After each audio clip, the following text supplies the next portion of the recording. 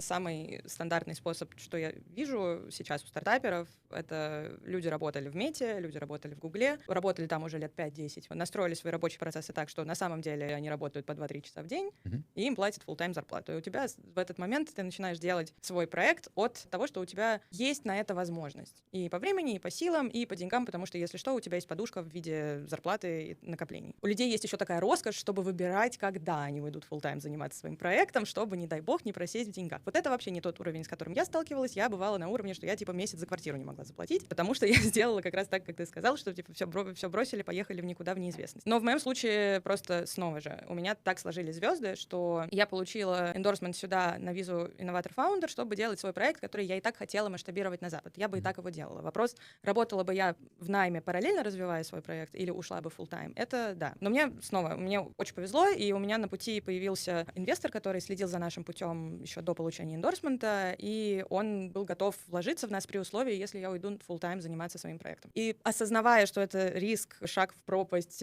поворот неизвестно куда, большой вопросительный знак, я все равно на это пошла, потому что когда еще в жизни бывает такая возможность?